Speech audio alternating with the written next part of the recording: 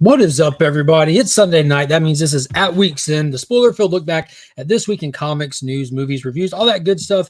I'm here with none other than Sector 2815, Mr. Paul Cook, and we're going to be diving into all of that right after this.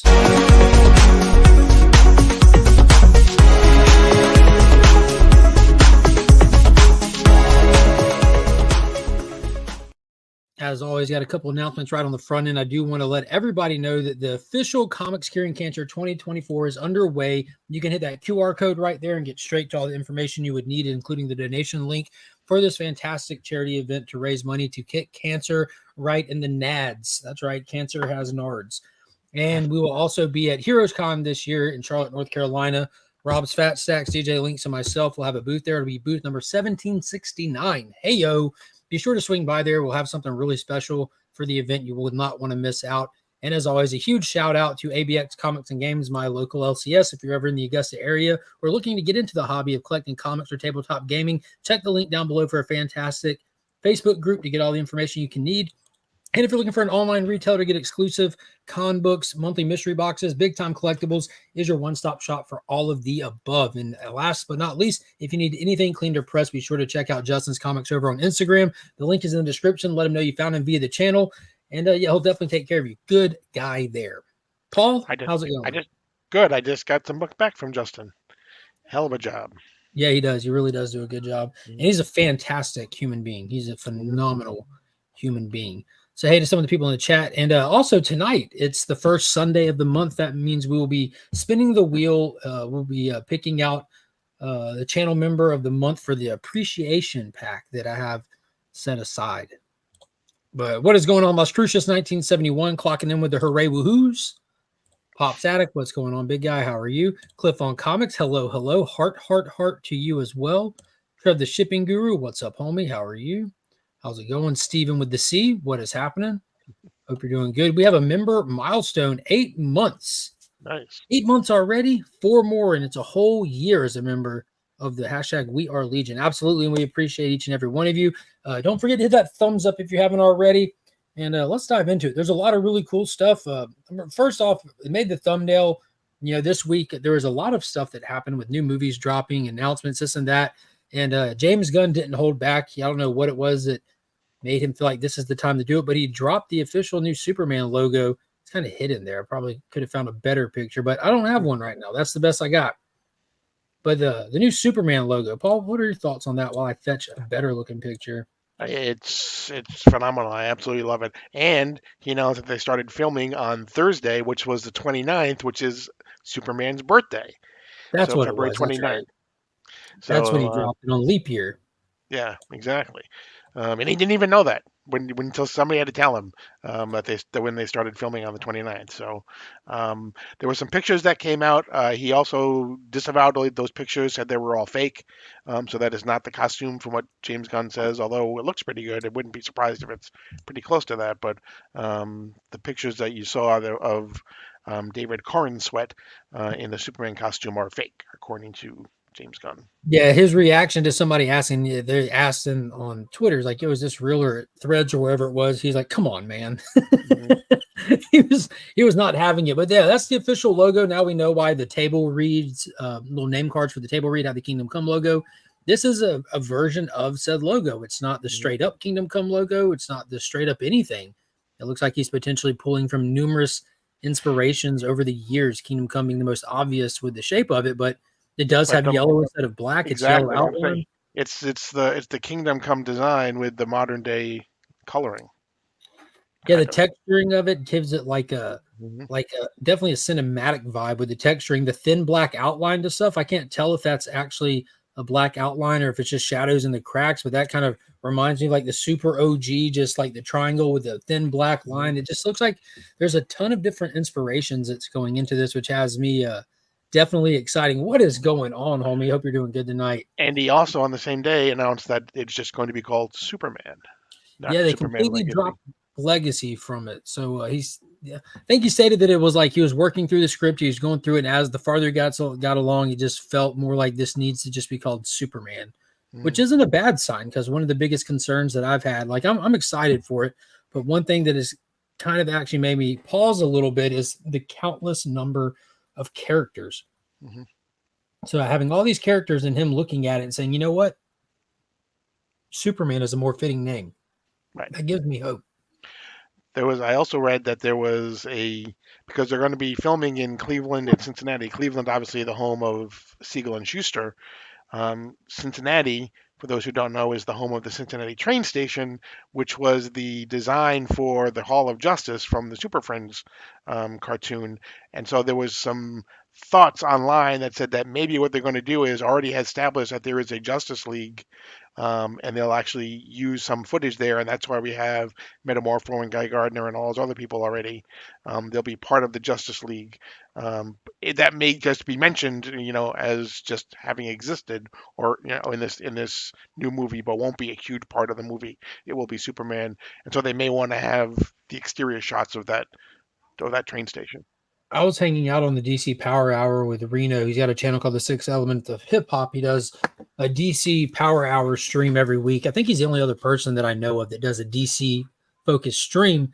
And I think it was Norrin Rad that was in the chat that pointed out that he believes that the existing characters are there as a plot narrative. Like, what if, because they've done this before with Superman stuff. What if for a significant part of the movie, the story is being told from other people's perspective? You know what I mean? Like, we're not supposed to be doing an origin movie with Superman, but it's supposed to be a younger Superman. What if this is like someone's talk, like Lois is interviewing Hawk Girl, and she's explaining her first time seeing Superman, why he's Superman to her, and then Metamorpho, and then someone else. Like, that could be a potential really cool way to have them in the movie. And it could be a bystander on the street doing the same thing, but instead of that, it's a costumed individual. What is going on, Dope Comics?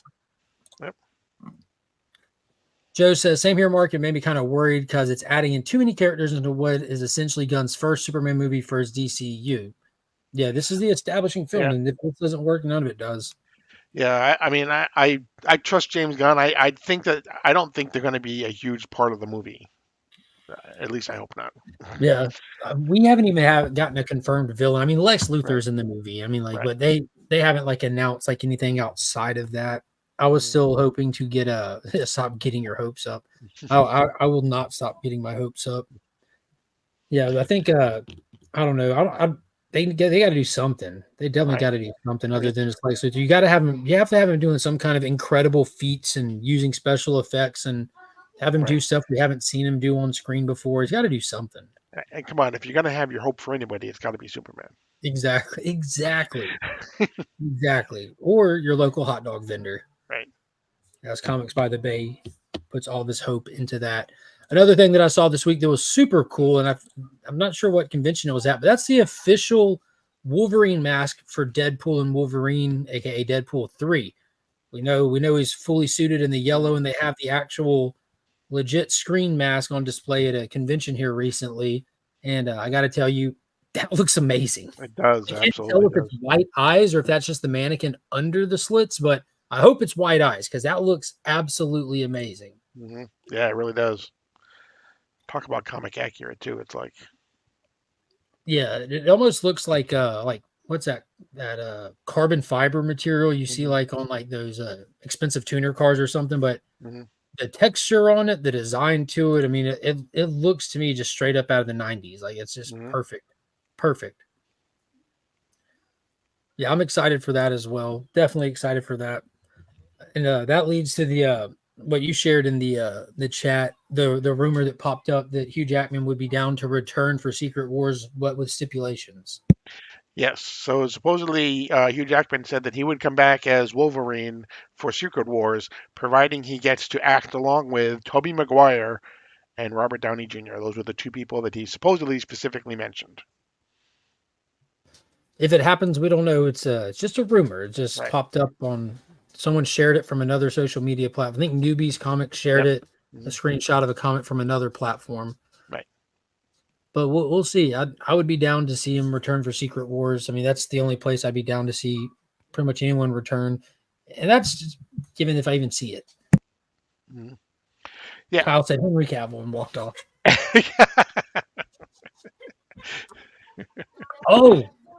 Oh man, I'm glad she said that. Yeah, we'll get to that. Another big, visual announcement that happened this week, and one that I'm super excited about. What is your wife eating, Mark? She's coming back. You can watch her eat one. What is She it? walked over here, looked me dead in my eyes, stood there for a second, looked me dead in my eyes, and did this. She don't laugh, do it. Show what you did. She ate a cinnamon roll, a Cinnabon Wow, a cinnamon roll whole wow. from Pizza Hut.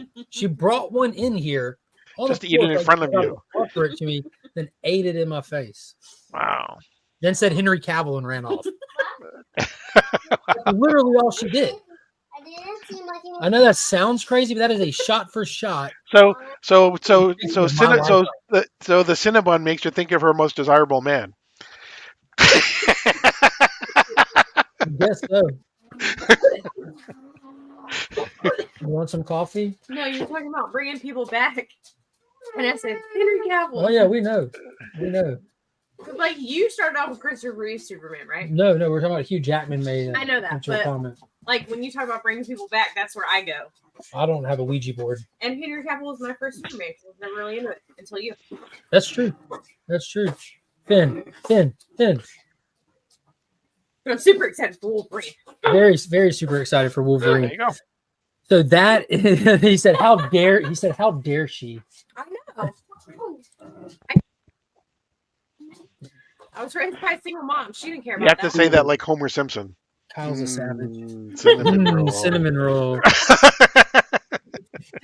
Why Pizza Hut's the only hut? Nobody out pizzas the Hut. Nope. Then Pizza what? so moving right along. The other big one that got me excited this week, I'll save it for last. Next up, we have the announcement that DC Studios are reportedly developing an animated Jurassic League film.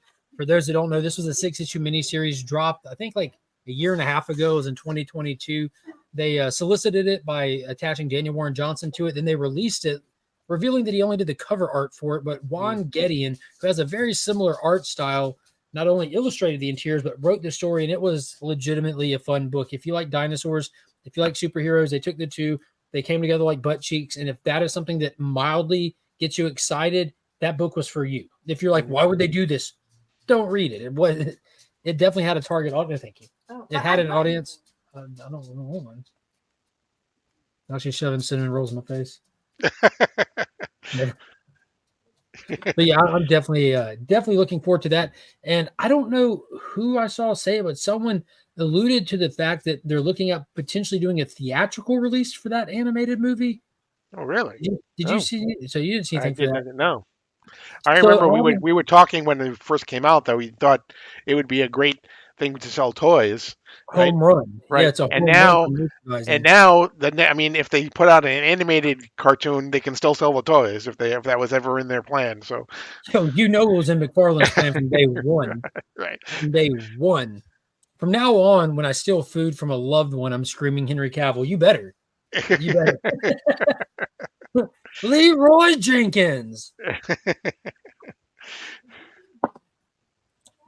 What is going on? Aggressively relaxing. How are you doing? So, hearing that it could potentially be a theatrical release made me think, I wonder if they do that, would we be getting like an upscaled animation version, like Super Pet style, like with the full treatment versus just the standard DC animated universe stuff? I think that'd be pretty cool. I love it when they come together like Cinnabon cheeks. Yes, sir. Yes, sir. Drizzled with I'm that excited icing. for that. Yeah, just icing.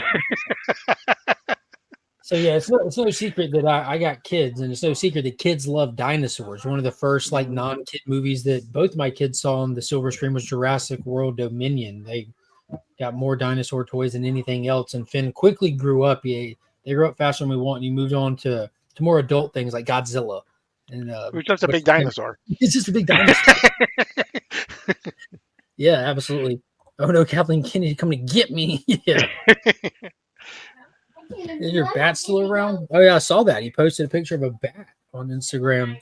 But I'm excited to get more information about the Jurassic League thing, because now that we're moving into this era of the DCAU, anything that's announced at this point is all part of Gunn. It has to go through Peter Safran and James Gunn's wheelhouse to some degree.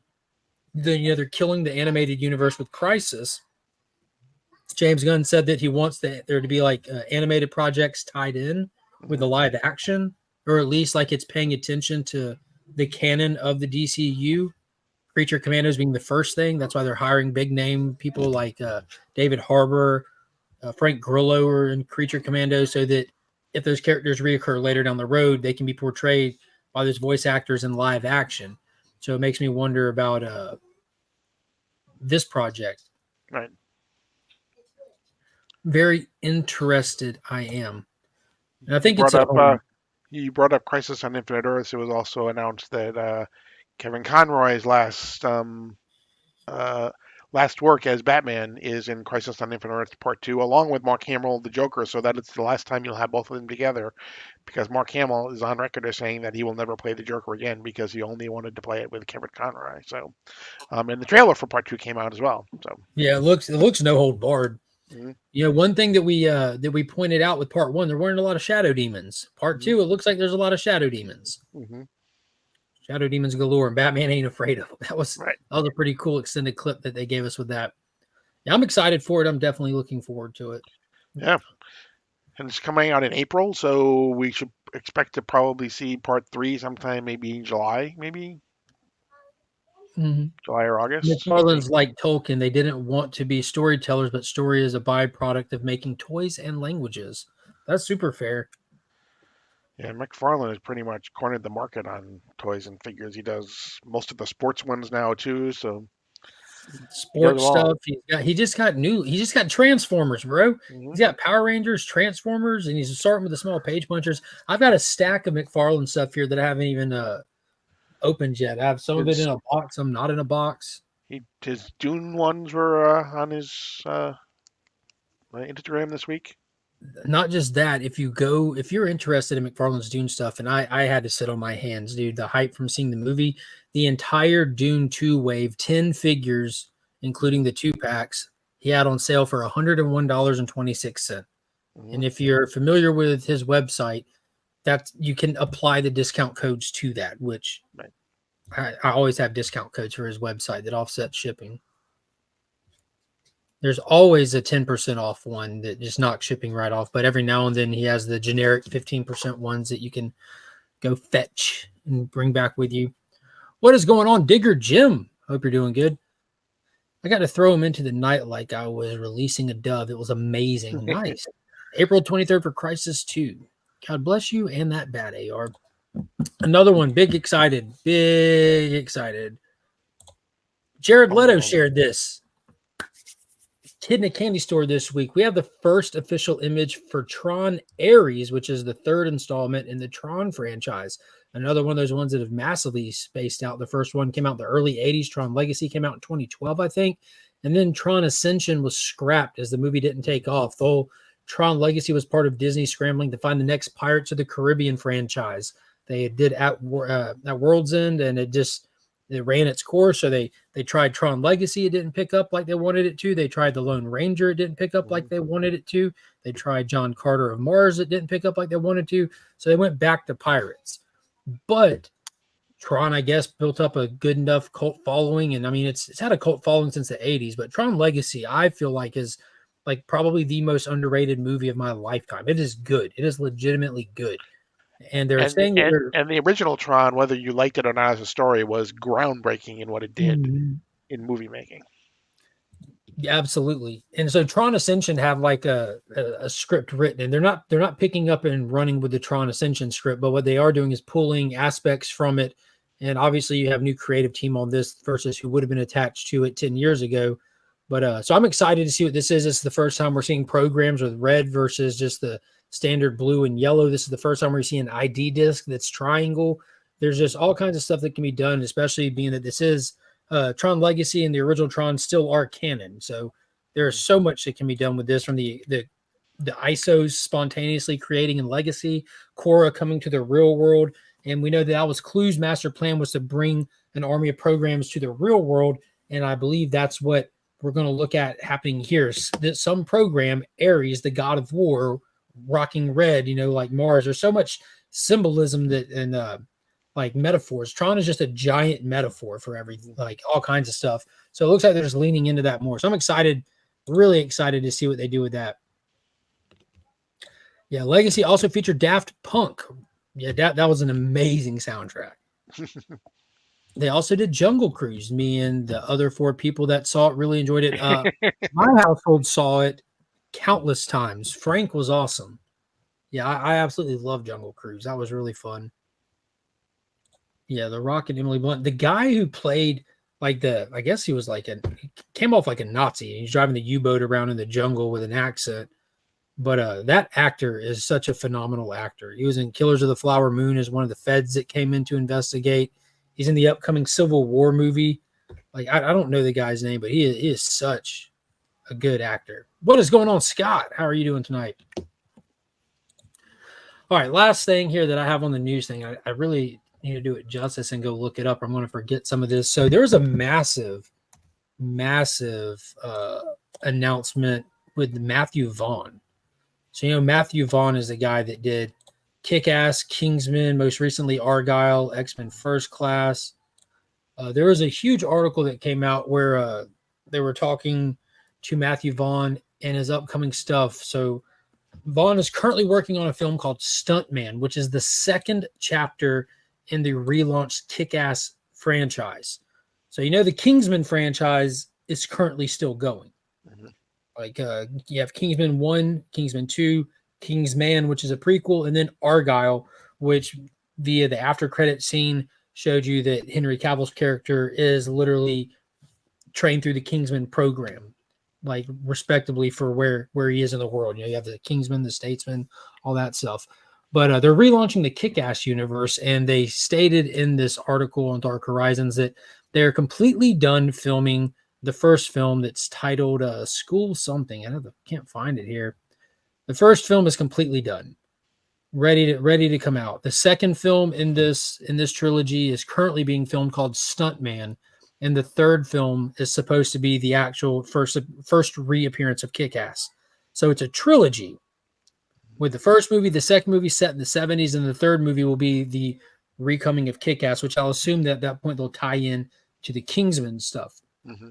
Also in the article, they confirmed that the next chapter in Argyle is greenlit and confirmed Sam Rockwell and Chris Hemsworth on the project, and it's currently named as Project X, I don't know if that's going to be the official working name for it. So not only is Argyle continuing, but Matthew Vaughn is building out this entire world. So I'm assuming that the fact that Apple is backing this, they're confident enough with it to trudge forward through this weird box office slump era and see what they can do with it. But I'm super duper excited to see this world flesh out, especially after being on such a high with the Miller world all coming together in comics.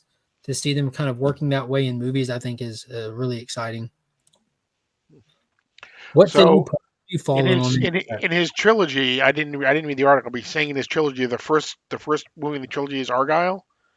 No, we got 2 separate trilogies here. Okay. So there's a Kick-Ass trilogy that he's working on. And he's already filmed the first one, and he's filming the second one? First one is done. It's called School Fight. Second one is called Stuntman. And the second one will go back in time to the 70s. And then the third one will be where Kick-Ass is introduced, which kind of fits more in time with what Miller has done with the comics. Right. Being that you had all of these characters come, go, and the world was normal like we live in until one day this kid puts on a suit saying, why has no one ever done this before? When in reality, they have this. The world was forced to forget kind of thing. Right. And then Argyle is being treated separately. It has its own Project X as a sequel to it. Okay. I loved Argyle, so I can't wait to end. Matthew Vaughn, has almost everything he's touched has been pretty good. So it is fun. It's just fun movies. Yeah. We got a 12-month member milestone chat from Tony. What is going on? Good evening to you. Also, we got a kickback for one because this one I'm sure is to Paul. Jesse, what is this? Jesse Plemons, dude, is great. Had an incredible Black Mirror episode that parodies Star Trek. What is this? Yeah, I remember that one. Jesse Plemons, that's the actor. That's the guy. Yeah, exactly. Yep. Thank you, Aggressive. Yeah, that actor, he has some kind of X factor that when he's on screen, you can't not watch his performance. He reminds me of Philip Seymour Hoffman. I was just going to say that. He absolutely does. he commands the screen when he's there. And he's been in so many different type roles, and he's always just captivating to watch. He's And the in one that who Civil says War he's trailer, the one who says, so what kind of American are you? yes, yes. They're like, no, there's a mistake. We're American. Oh yeah, what kind of American are you? Yeah. Wearing like the red like Elton John glasses with his Right. BDUs Right. and an assault weapon. Like, good God, what is going on, Kenny B? Hope you're doing good tonight. Good to see you, my friend. How are you? But yeah, it's been a solid week of exciting stuff being announced. All of this stuff happened. Oh, we got one more, Paul. Oh, what? Boom. Oh yeah. First look at Max's Batman Azteca has been released online, and this is just one image. We also got a shot of what the Joker will look like. Got to tell you, absolutely excited. Also got to tell you, I have no clue what's happening with DC Animation. From dinosaurs to Aztecs. Mm-hmm. Wow. And this one's saying it's a Max project. So this is clearly an Elseworld. I've got no synopsis, but it looks like in the meantime, while they're trying to build out this DCU, they're leaning into Elseworld stuff, one-off projects that are unmistakably one-off projects. That's a big problem with this whole connected universe where everyone thinks, I have to watch this, I have to watch that. Well, no, if you can make it where the general public knows what is and isn't, probably a safe bet to get content out there, keep the comic fans happy, try to make some new fans while you're at it. But anything they want to do Elseworld, I'm there. You can't miss. It's impossible to miss. Yeah, and it will roll right into the fact that the publishing is doing Elseworlds again as well. So yeah, we talked about that last week. It was announced officially at Comicx Pro this year that Elseworlds is back. I don't know when they said they're going to start printing it. I'm assuming around the July time. That's when all of the announcements start hitting. Boom, 24-month member milestone chat from House of L. I just want the art to get better on the cartoons. So lucky for you, Donovan, they are killing that universe, so you don't have to worry about it. Keep in mind that the art only matches on the animated connected films. Whenever they do an Elseworld or a standalone, they mirror the art from the source material. Batman, what was it? City of Demon or whatever, the Mike Mignola adaptation. Yep. That was definitely slanted toward Mignola's art style. So I think that they heard everyone's concerns with the Tomorrowverse, and like I want to think that they cut it early, but I mean there's all kinds of special features included on the physical copy for Crisis 1. They were planning this to be a 10-part animated universe. They weren't planning on going for years like they did with the first animated verse. But I think that happened organically. I don't even think they planned that to be like that, because the first DC animated universe went for like 5 years before they did Justice League War, and then they just happened to do a follow, and they had like it seemed organic. Now they're trying. Comicverse says, watching Robin Hood Men in Tights in honor of the late Richard Lewis, who passed away a few days ago. Hey, Blinken. A toll is a toll and a roll is a roll. If you don't pay no tolls, then we don't eat no rolls. I'm sorry, did he say Abe Lincoln? Well, that would be, dude. Pop says, where's all the comic fam tonight? Is there some big sports ball event happening? I don't know. There's 16 people watching. That's about average on the low end there. It was being killed off by Kathleen Kennedy. No, that's a different place. She only kills things that are living. There were three of all of the above. Earth 2 Society, Earth 2, I can't recall. They have a bunch of these in the Myrtle Beach LCS. 3 Earth 2 titles for New 52. I don't think there was there? Earth 2 Society, and Earth 2, wasn't it World's End? Wasn't it? Yeah, they wasn't even called Earth 2 at that point. So right. Earth 2, which I have one right here. Earth 2 ran for like 28 issues, and they blew up the world. Like Earth 2 literally exploded, but at World's End, it just seamlessly changes title. Like they took, because at the time, like all the JSA were secluded on their own Earth, and they were bringing in characters and trying to keep it like still like not a big multiverse. I think the Society stuff came later after all of that, when it started to really, when the whole New 52 thing started to really go off the reservations. First DC animated was excellent. Superman Doomsday. Yep. That was the first. Superman Doomsday. Yep. There's an oh yeah, Sting's big farewell matches tonight. That's right. Yeah, the AEW pay-per-view Revolution is happening right now. Yeah. With Sting's final match. Yep. Yes, sir. Man, this is the first AEW package I haven't bought and watched in years, a couple of years now, about 2 years now, which I'll probably get it tomorrow because you can still buy it after the fact. And because you get it for 72 hours when you buy it, and that way I have it tomorrow, get off work, I have tomorrow night and not have a work night. You know, Sting is still wrestling. He's older than me. Yeah, he is. He's definitely still wrestling. Ric Flair was wrestling until a year or two ago, and he's probably twice as old as you. Ric Flair came back to retire Sting. He came because Sting started with Ric Flair, so Rick came back to usher him into his retirement, just being a good friend and mentor. I most likely missed it, but what do you think of James Gunn's Superman symbol? Yeah, we touched on that. I love it. It gives me hope. I like I like that it's an amalgamation of numerous symbols over the years. It's pretty dope. And the whole idea, like if and when one day they do Kingdom Come, like wouldn't it make sense for him to come back to that logo but blacked out? Mm-hmm. That'd be pretty cool. That would be pretty cool. But you got anything else you want to touch on? Then we can hit on some books, and we'll be running that giveaway wheel tonight, the big Legion loot. I'm trying to think if there was any other news. I don't think there really was. We ran through a lot. Oh, I know one more thing. We didn't cover Dune. Now, I was about to say we got some box office numbers, don't we? Yeah. Got some box office numbers to talk about. The movie of the year released February 29th.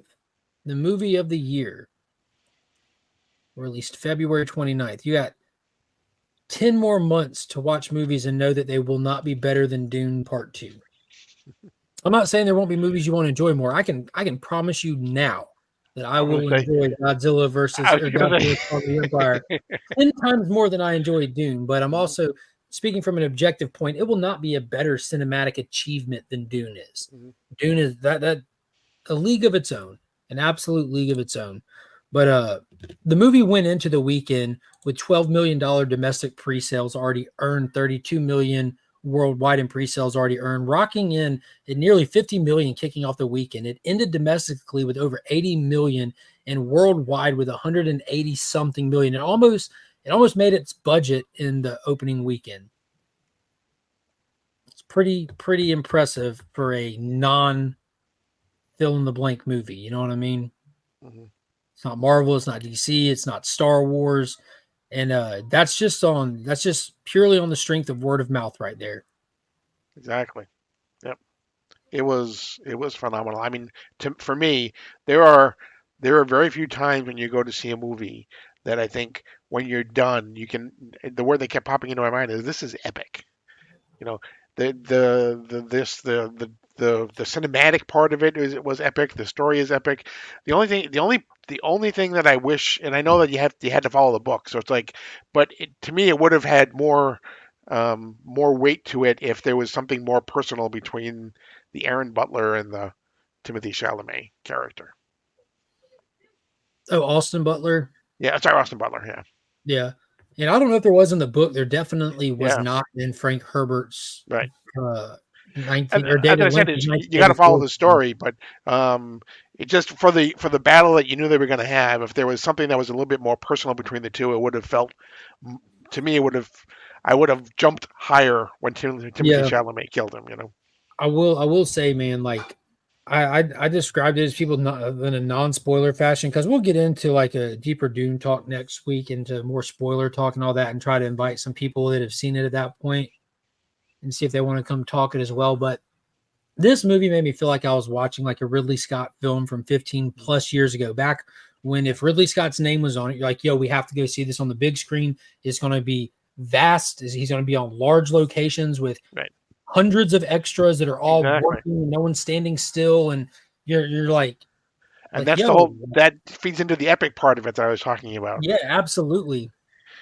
The story was fantastic. It had like this classic, like, hero's challenge to it of like trying to deny your fate, to not want to go down this hero's journey because you're afraid of the outcome of it. And I don't know, man, it just hit every single point that I forgot needed to be hidden because it doesn't happen that much. The last time Godzilla -1 did it, absolutely did it. But that you're watching a giant monster movie, which you expect it to hit. Like there's a huge bias and fan aspect to a lot of stuff I see and stuff like that. It's hard to really separate sometimes. With this, I didn't read the books. I've seen the David Lynch film. It's awful. It's terrible. Even when it came out, it was terrible. 10 years later, it was terrible. And now we're like 37, 38 years later. It's worse than it ever was. Like it's a terrible movie. It does what it does though, and it has a cult following. And I think the book is just so famous for being what it is that like no matter what iteration you do, it'll always be talked about. What's up, big guy? Yeah, and I mean, there were times where to me it felt like 300. There are times when to me it felt like Gladiator. There are times but all of those were good things. There weren't things that I didn't enjoy. You have we'll get into the actual details, but the whole thing with him basically having going and becoming one of these people and having to pass their test in order to become who he was, by taming one of those giant sandworms. It's like it was just incredible. Yeah, the visuals are obviously next level. Denis Villeneuve, or however you want to say his name, he has a very unique cinematic vision. Like when you hear people called like a visionary director, there's some of them out there that are for sure. I think this is the gold standard for visionary director. Even if you don't like Blade Runner 2049, just go look at it. You know what I mean? Just scene jump and just look at it. That's a visionary director. Go look at The Arrival and just something as basic as just scientists and rooms. He's built for cinema, for the visual arts, and he really brought that to this franchise's art, and that's something that's been deemed heavily as an unadaptable book. Unadaptable.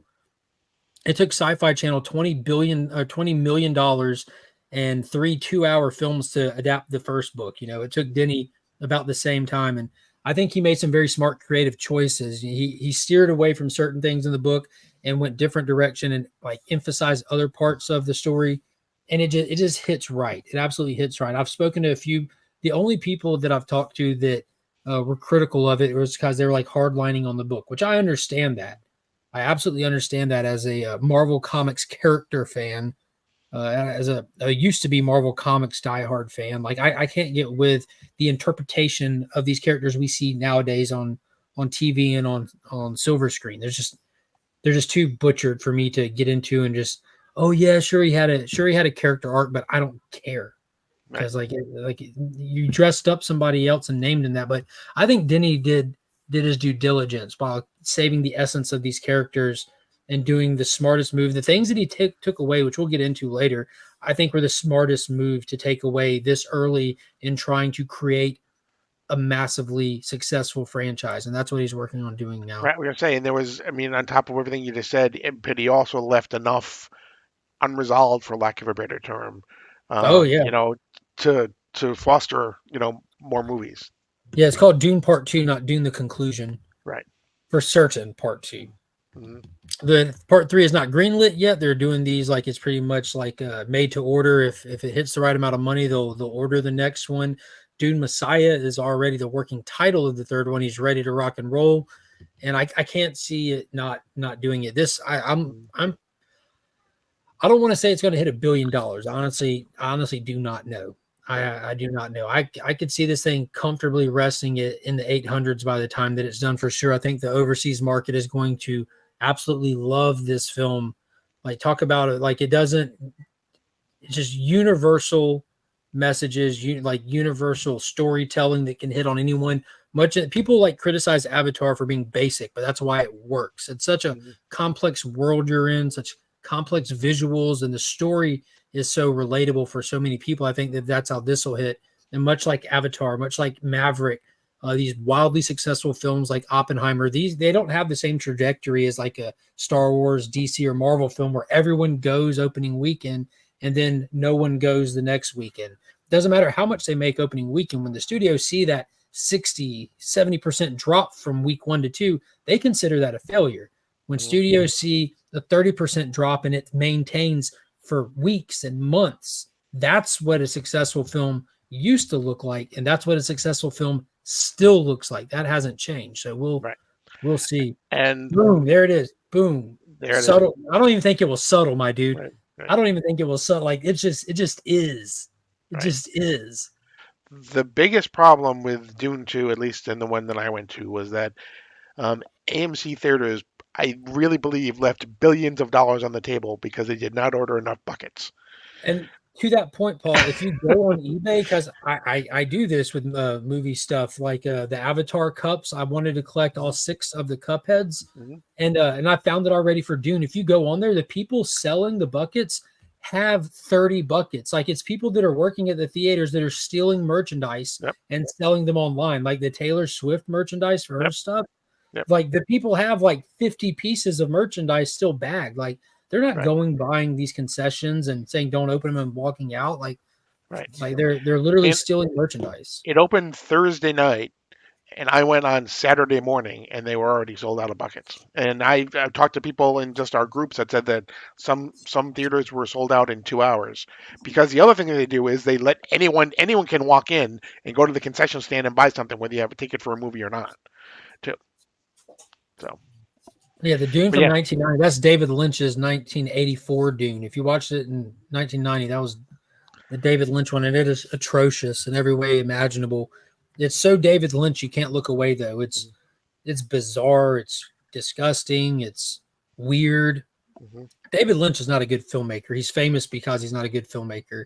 Like his self-indulgence is on his screen, and you just can't look away. Like, what is this weirdo going to do next? I'm gonna check his hard drive. Where are the bodies, David? Yeah, but yeah, I mean, and I'm serious. They left millions of dollars on the table if they had more buckets for people. Yeah, Saturday Night Live ran a skit on it. It was social media out. They had the cast of the film going around doing the press circuit. Like every host in the world that was able to get them on had the bucket there with them to talk about. I myself just wanted one because I thought it'd be a fun like piece to have for the movie. I don't know one person that got one. I don't know one real-time person that has one. Right. I don't know. I'll own one day. We'll see. I'll probably own the McFarlane figures before I own the bucket, though. Get a lot more enjoyment out of setting up a diorama. But yeah, if y'all haven't seen Dune Part 2, be sure to get out and go see it. I can't stress this enough. Go see it as soon as you can on the largest format screen at your disposal. Don't think that you'll just go see it on the little midday free, the cheap screen. Don't do yourself like that. You won't be doing yourself any favors by doing that. The desert planet needs to be seen on the biggest screen possible. This is what the cinema was made for. Stuff like this. Absolutely. It was fantastic. You want to switch over to some books and dive into some stuff? Sure. Now, I'm full disclosure. I have a lot of books I haven't had a chance to read. I'm hoping that tomorrow night I'll be able to stay up and catch up. But I picked up Detective Comicx, which you can fill me in on that. I haven't read yet. Picked up The Penguin, which I'm wildly excited for. The next installment in MMPR Darkest Hour I haven't read yet. Duke 3 I haven't read yet. And lastly, I haven't even got to Avengers Twilight yet. So some heavy hitters I'm super excited for. Just haven't got to yet. I will proudly say I read this. I read Solex Journey. Brand new miniseries is out from Dark Horse Comics. I love my licensed properties. I love getting to find movies and stuff that I'm excited for that exist first and foremost at the cinema and diving deeper into those worlds and expanding on them. And I've read all the Avatar comics, the little miniseries they've done over the years, and they're fantastic. If you enjoy that world, you'll enjoy this stuff. And this, I'm guessing, ties in with the video game somehow because it does have Frontiers of Pandora on there. Now, my oldest daughter has played the game. One of my employees at work is currently playing the game, and I've tried to ask them some questions about it. This character is not somebody that either of them are familiar with, so I'm thinking that they might just be trying a smart marketing thing on that. Because in the game, like you're like a baby that was taken by the RDA that was raised, and you're coming out of like stasis kind of. In this, you're following a character named Solek, who is part of one of the tribes that came together with Jake at the end of the first film to do the big battle in the Hallelujah Mountains. This starts at the end of that battle where he's like licking his wounds, trying to find what's left of his home. Turns out there's nothing left because he's from a tribe that was in between the RDA leaving in the mountains, and they just got wiped out on the journey kind of thing, dealing with massive amounts of PTSD You're seeing him have flashes of the battle, like he can't get it out of his mind, like walking from it, like still wounded. And he ends up just like getting to his home tree, like plugging into it and trying to find like some guidance through the spirits of the elders that came before. And it looks like he's about to be going on retracing the footsteps of like one of the most famous elders they had in their tribe to try to find peace and figure out how to get this demon off his back.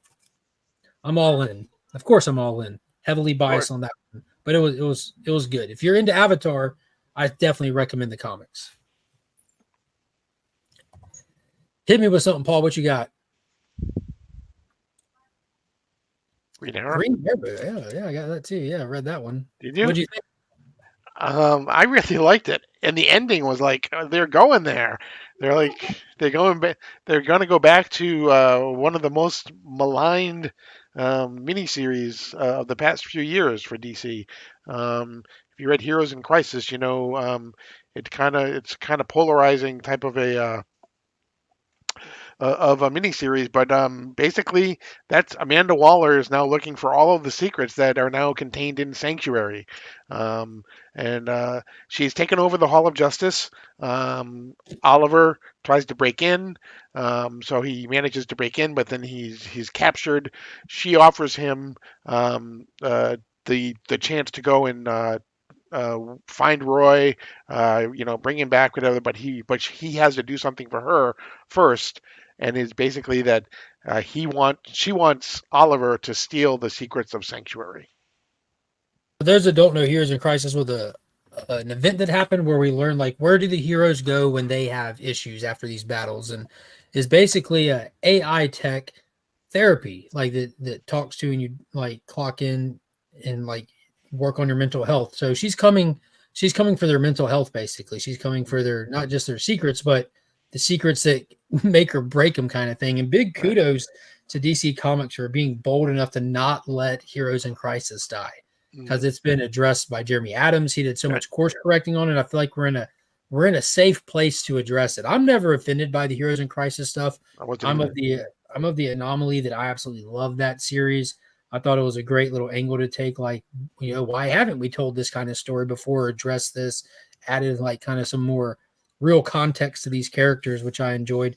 So I think it'd be cool to relive it, especially if we actually get into Sanctuary and he actually retrieves this. Like, if it's one of those things where I have to give the bad guy what they want, but I won't allow him to get far enough to turn it on, kind of thing.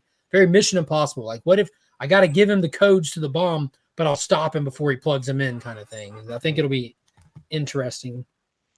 Yeah, I like the Identity. I mean, I liked Heroes in Crisis too. It's kind of like Identity Crisis. I like the Identity Crisis as well, and but same thing as a lot of people kind of split the polarized. It went too far. It went too far. Did it though? Did it? Yeah, but to your point, I think all of these things, both Heroes in Crisis and Identity Crisis, in a lot of ways, shows that even heroes, right? And in some ways, they want you to think there's good guys and there's bad guys, and I think in a lot of ways there aren't. There are good people who occasionally end up doing bad things, and there are bad people who end up doing good things as well on occasion, whatever. So, but they're people. They're normal, and when you think about everything that people go through, I mean, people have traumatic experiences, and they suffer these things afterwards. Why wouldn't a hero have the same thing who's seen probably 100 times more than the average person has? Mm-hmm. So yeah, it makes perfect sense to me. Now I was like, it had been out for years before I read it, but does anybody remember like the real-time reaction to the Killing Joke? Because the Killing Joke pushed it before Heroes in Crisis did something, before Identity Crisis, which that one's I get why people said what they did. Like I didn't feel that, but I'm like, oh yeah, they did push that in that area that you're pointing out. I feel like the Killing Joke pushed that area and areas unpushed before as well. Like, like it's pushed way out there from the norm. And what would do you remember people's like initial like knee-jerk reaction to the Killing Joke? I want to say more people were upset with showing Barbara Gordon get shot than they were with anything that Jim Gordon went through or anything that the Joker went through. It was, Batgirl, and she was, to people, she was exactly, and showing her get shot on panel. I think, if I remember things correctly, people were more upset by that. You know, they thought they were going to be okay with Jason Todd dying too. They Yeah. thought they'd be fine with it while they were punching in that phone number. But they felt a little differently when they saw how they decided to execute it. Right. Yep. Yep. Yeah, DC, man, they have a history of pushing the barrier for their genre. You know, obviously you can go out and buy small press publishing stuff or independent publishing stuff or Tijuana Bibles, whatever your jam is, and find like the limit being pushed. But for the parameters of like the big two, DC has really pushed it. I mean, Marvel's done it plenty of times as well, like Kraven's Last Hunt. Like that was Yeah. no, I didn't that was a big shocker. Yeah, I mean they get afraid because these characters have been so successful that they almost say to themselves, you know what, we can't really stray too far from what we've done because that's what's made them so successful. So they're almost caught in a catch-22. It's like those people who want their characters to evolve and change, but then when they change, they're like, where's my old one? And then what's so crazy is as time goes and you look back on the history, it's those wild card stories that stand above the rest. The Killing Joke, Kraven's Last Hunt, Identity Crisis. It's the ones that were heavily panned at the time that end up being held in high regard. Like when you get new readers in, you're like, yo, you have to read this. You have to check this out. This was crazy. This was memorable. And yeah, that's pretty funny how time. Yeah, that was the other part too. I forgot about that, but yeah, it was. Yeah, that's why I said the implication. Right. Mm-hmm. Yeah, that was a big deal. Big deal. What's another one you got, Paul? To be honest with you, I only have two more for this week that I read, and that's one of them. If it had Flash in it, I read it, the good and the bad. Yeah. this was the good thing. This was the good one. Yes. Yep. Only one Dr. more issue left. Has struck. Yep. Good to see Dr. Midnight again. Yes. So Jay and Judy decide we know who our villain is. We figured it out. We've cracked the code. It's Dr. Elemental. We thought he was gone. We haven't thought about him in years, but he is here. He's gone nowhere. He's been lying in wait, and Judy is the key to his ultimate plan. And in the process, Jay just wants to keep Judy safe, so they hatch a plan. They go and visit their friend, none other than Dr. Midnight, as a way to flush out Dr. Elemental, who sends all of his goons in. And while Jay and Dr. Midnight are fighting said goons, Dr. Elemental creeps in the back door, kidnaps Judy. So we're leaving us with one final issue to be a knockdown, drag-out fight. Yo, this series is amazing. Mm-hmm. Absolutely flawless. It's flawless. It has the vibes and the tones and the feel of what you want from a JSA book. It feels old school. The art kind of vibes perfectly with it. It's dynamic. It's fast-paced. It's packed full of heart. I'm loving every minute of this one. Yeah, to me the art to me is very Scott Collins like from The Flash, from his run on The Flash to me, which is good, which is a good thing. Here. See if I can find a good splash panel to share. Yo, and you know what? It catches me too off guard every now and then because it does have like those vibes. You know, it has like that classic. Yep. Oh yeah, but then you'll get something weird like when Dr. Elemental is tormenting a poor soul and her head is just like twitching and turning all broken and he's talking through her and stuff. So it hits you with those unexpected kind of darker, more violent undertones when it's appropriate. It doesn't feel out of place, but it's like, yo, this is a bad guy. This he just murdered that guy. Now he's contorting this poor body. Like, it's a bad dude. I'm excited to see where this wraps up. I'm most excited. I'm not going to lie. My biggest excitement about issue number 6 is finding out what Jeremy Adams is doing next. Because, yo, if they don't cancel Cy Sperrier's run immediately and put Jeremy Adams back on it, there's not a brain amongst the executives combined at DC. Mm-hmm. I don't for one second think Jeremy wanted to come off that title. He's just like working where they're requesting him kind of thing. We've spoke to him a couple of times. He never once said like, I was only on it for this. I was only on it for that. The craziest thing to me is his run was praised by everyone who touched it. So much so that it picked up its real traction with the 1 Minute War, and new readers were jumping on. Like, it's like opening a floodgate of talking to people who are jumping on it just for them to announce this is the end of their run. Like, it doesn't feel right without him anymore. I mean, I was reading I read The Flash today, actually, the Flash proper story. I'm sorry. there were things in there that when I read it, I'm like, what is this? Like he's talking about Linda. the relationship between Barry Allen and Wally West, and he writes, these men have shared a partnership sown in respect and germinated in love. And I'm like, what the? It's like he's writing sonnets type of a thing. Yeah, and not just that, like he was mischaracterizing some of Hmm. these characters so poorly, like Linda being numb. Like, Right. why? Like we're 6 issues in. We went from like this loving family unit that works together through all the like the family superhero team tropes that were phenomenal to this silently broken family unit now. Like Jay doesn't want to be a hero and doesn't know how to talk to anyone. Linda's numb inside to the one she loves. Barry is jealous of Wally's success. Like, what are we doing? Right. Why did all this just come out of left field? Like, you didn't build up to any of this. You're just Right. stating that's how they are. Like, The only thing that I'm looking forward to, I mean, I'm a completist, so I'll keep getting the Flash because but the only thing that I was hopeful for was that we're gonna leave all of these people that we've started, and Thrawn is coming. Thrawn is I haven't coming. seen That Thrawn. made me excited because it showed us on that last panel that Right. it doesn't look like all this might be orchestrated by otherworldly entities. Right. It looks like it could be being orchestrated by the Reverse Flash himself. Right. And we've seen Grodd juiced up. We've seen Mirror Master juiced up. What will Thrawn juiced up be like? It's a potential big villain, but I think that what's going to happen is Cy Sperrier and his infinite wisdom of the dictionary is going to overthink it all and give us. This is like reading early Spawn. Like, I'm just waiting on the page with the 3 news anchors saying the same thing in 3 different voices. Like, I'm just waiting for that to happen. Yeah. And to I was me, holding out hope when issue 5 dropped. a Flash to me, a Flash comic should be quick to read because it kind of applies everything. This one I have to read like 4 times to make sure I got everything. Oh, I only read the damn thing once. I got everything, but it definitely takes a long time to get through it because he's trying to over-explain things that don't need explaining to begin with. Like, he's trying to create and apply theoretical science principles to things that don't exist.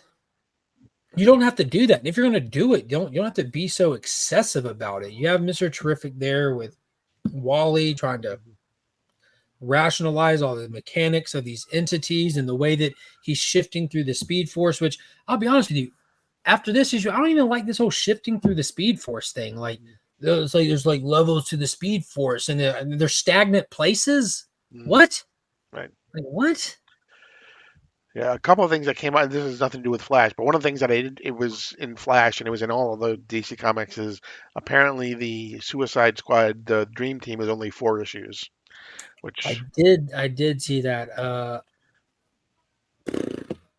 So it's clear, like, back in the day, they would used to do like these little mini events to lead into your summer event, like by Villains United 1 through 6, by Day of Vengeance 1 through 6, and when issue 6 drops, the next month issue 1 of the event will drop. It just, I feel like that's what this is. This is just leading us to Absolute Power. We know when that's coming out. We get 4 issues of this. And I'll be honest with you, seeing the team, we have was it Black Mary, Dreamer, Deadeye, Clock King, Peacemaker, Peacemaker, Peacewrecker, and Harley Quinn. Those are our confirmed members. Which Bizarro. Oh yeah, Bizarro. Yeah. I'm down with that. I hope it's Brick. I hope it's not even Bizarro proper. I hope it's Brick. I do like that. God, I think it was definitely in Green Arrow that they addressed Amanda Waller on Earth 3 kind of thing. Yes, like part of her time. So like we're done with Earth 3. Right. It looks like we have who she's bringing. Like, we know that she has this weird, and I don't think I forgot DC Comics. There is a Earth 3 fusion somewhere with Amanda Waller. We saw Earth 3 fusion with the first appearance of Peacewrecker. We haven't seen Earth 3 fusion again. For those that don't know, that's a fused character of Batman, Superman, and Green Lantern, but an Earth 3 version. So that's an alpha level threat right there, like super alpha level threat that Amanda Waller brought back from Earth 3. She's done with Earth 3. She made a comment about how her time over there really solidified the idea that absolute power corrupts absolutely, and she doesn't trust anybody with abilities, and she's coming for everybody and anybody with powers. You got to go. So it looks like she's keeping a lot of stuff close to the vest right now and really pulling in a bunch of expendables to put out in the front, and that's what we're seeing on the Dream Team. It feels like a team built of expendables while her real squad is lying in wait. And if we don't get some kind of mention, we need to check in with Rick Flag. He has an entire disgruntled Suicide Squad that he's heading, Black Manta, Tiger, Cheetah's on there, and a couple other characters that were previously on the squad that Amanda Waller attempted to burn, and they all got together and they're coming for Waller. Like, that's why she fled to Earth 3 to get away from them and other things. He's still out there.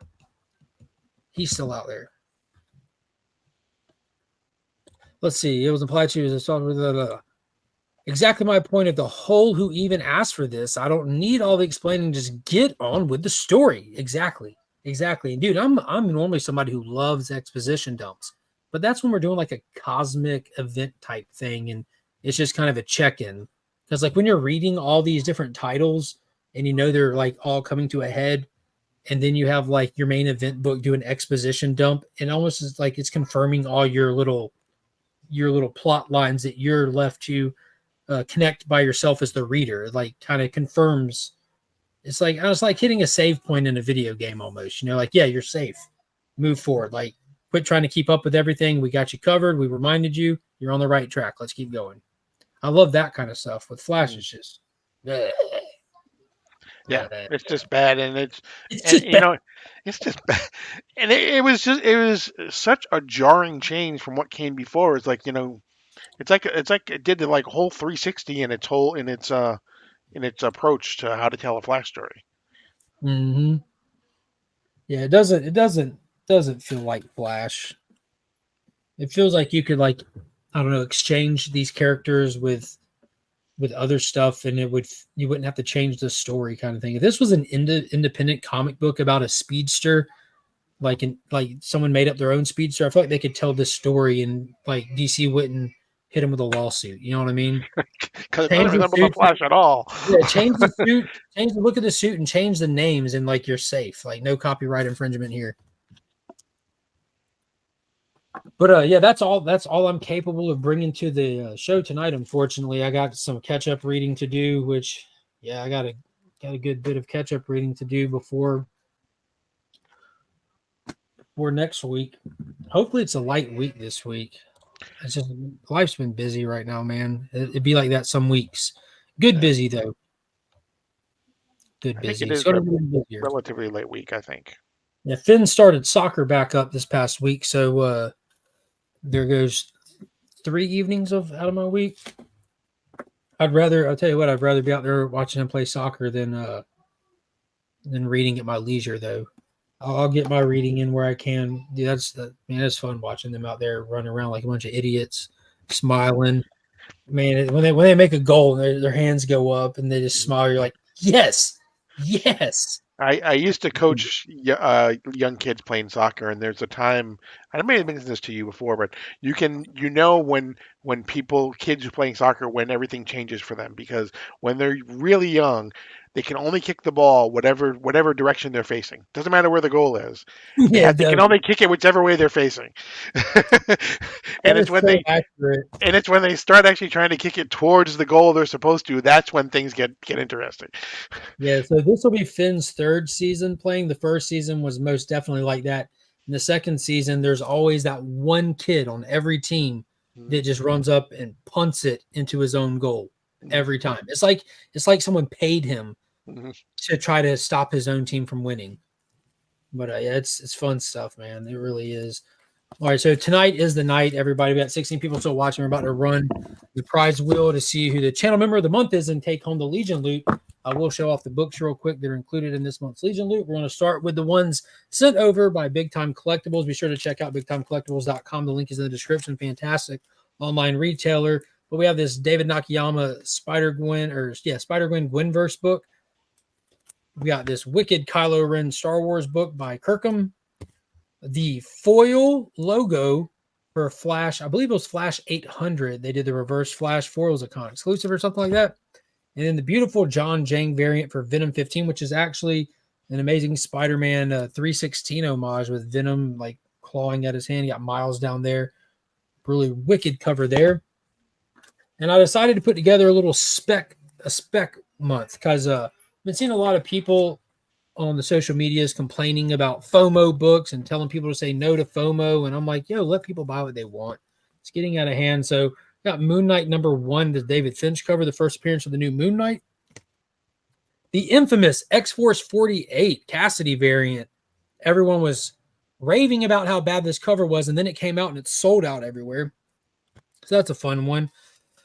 We got Crashdown, which is issue 1 of Tom Garcia and Ryan Sargent's new book. Those are the two guys that run the Comic Tom podcast and YouTube channel. We got their book that everyone was hating to love and loving to hate. Beautiful Ben Tipplesmith art in it. Not going to be for everyone, but his artwork is unique. It's a good artist. I told you all like my licensed properties, and maybe you do too. Rebel Moon, Zack Snyder's new sci-fi universe, it kicked off on Netflix, has its own comic book. This is the first appearance of Rebel Moon in Comicx. House of the Blood Axe, featuring those characters right there from the movie. Interesting stuff. Isn't part 2 due out next month? Of what? The movie? Rebel Moon, yeah. I think so. Part 2 in the comic is a Daniel Warren Johnson cover.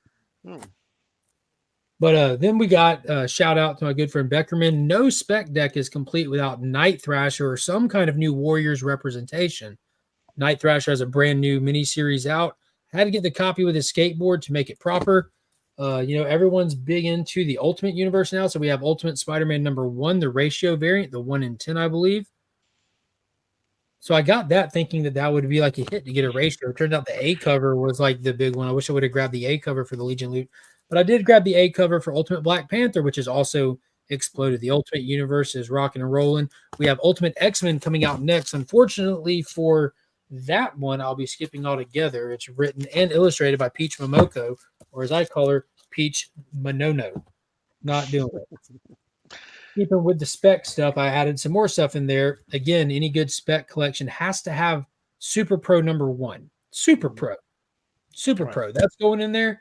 We just celebrated the landmark, record-breaking 350th issue of Todd McFarlane's Spawn comic. It's the longest-running independent comic book in the history of comics. So in celebration of that, we didn't get issue 350, but we got issue 1, the first appearance of Spawn.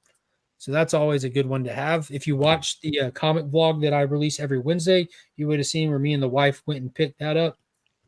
And Disney also announced they're going to bring back a fan favorite cartoon from many of our childhoods, and they're going to destroy it. So in celebration of the original, we have X-Men Adventures #1, first appearance of X-Men, the cartoon in comic form. Super cool book. Which, in case you're wondering, is not X-Men proper. It is. This is not X-Men proper by any stretch of the imagination. And then the big book, the biggest spec book up, I think this was on the top 10 list for sure for sales, taking off ever since the announcement on February 14th. Disney confirmed the cast members for Fantastic Four, and inside of that was Herbie. If you missed my video from last Monday, check it out. We get into all that, but I was warned last November and told that Herbie would be in this movie, so I made sure to plan ahead for this announcement. We have the first appearance of Herbie the Robot and Fantastic Four 209 included in there as well. So all of that. Who is Herbie, Mark? If you want to know who is Herbie, you're going to want to check out the community tab if you're a channel member. And if you're not a channel member, just wait till tomorrow at 7 a.m. and you can find out. There's an entire video showcasing Herbie the Robot and the interesting journey into comic creation and creation in general. But it's very, very, very, very cool story that goes with Herbie. A little bit of urban myth and a lot of fun stuff. Definitely not X-Men proper. Yeah. What is going on, Comic Vet? How's it going? So let me add this to the stream. Let me get this up here. So we got all the names on there. 84 channel members strong as the time of making this list. The vast majority of y'all are on the wheel. The supporter tier, I cannot thank you guys enough. I appreciate each and every one of the viewers, subscribers, members, and everybody in between, especially the haters. If you don't have haters, you ain't doing it right. Herbie plus Human Torch equals awkward times in the cartoon. I don't think they ever crisscrossed. I don't think they ever crisscrossed. Be sure to check out the video. It's available now for channel members, Chris. All right, so this is going to do it. Again, thank you to everybody. We're going to spin this bad boy and see who the winner's going to be if I can find the right tab. And here we go. 3, 2, there it goes.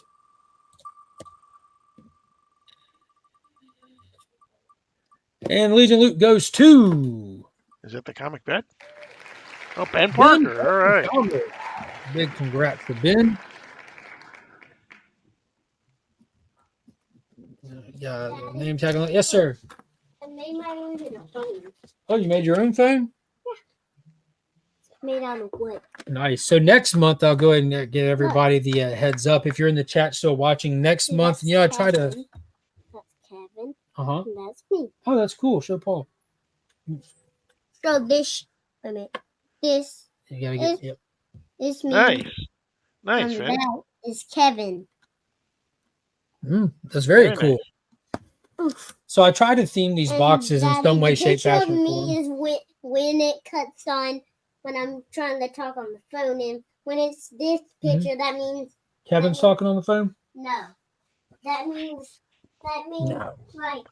That means that I took a picture of Kevin. Oh, perfect. Very cool. That's for my you know how From the you have camera. a picture of Kong? How I have the picture of calling. Oh, the screensaver, the home screen. Yeah. It's there. That's your home screen? Mm-hmm. Every good home screen. Wow. Nice. But I try to theme these Legion Loot boxes to be somewhat relevant. We'll always have the BTC books in there. I always try to pick up some of the more trending new books and stuff like that.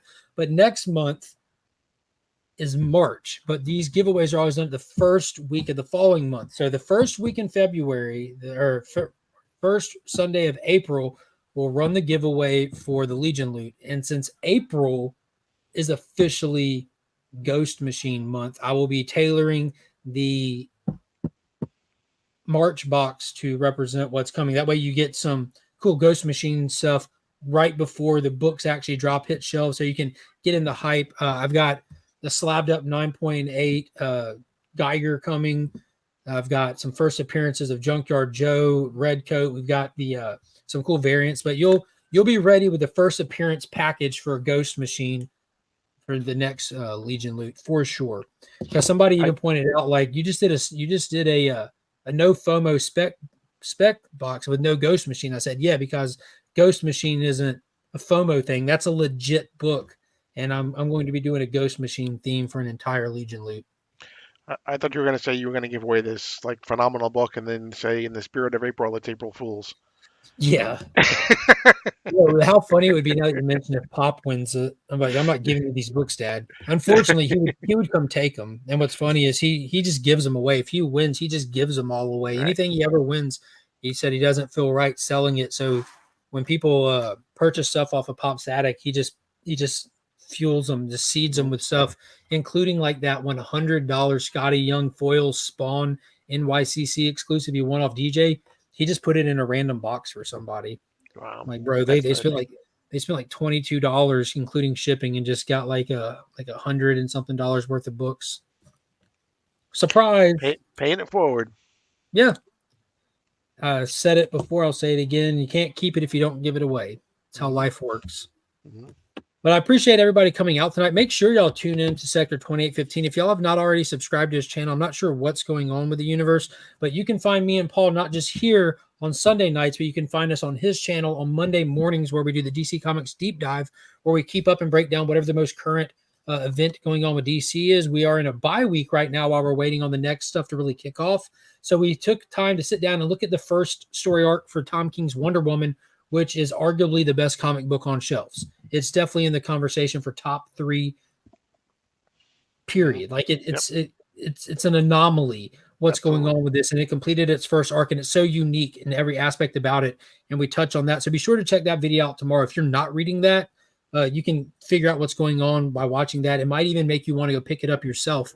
And be sure to subscribe over there, because we're getting closer to Absolute Power, and we'll be covering each and every single chapter along the way with that, as well as Guess That Key is the bi-weekly premiere game show on YouTube this side of the Mississippi.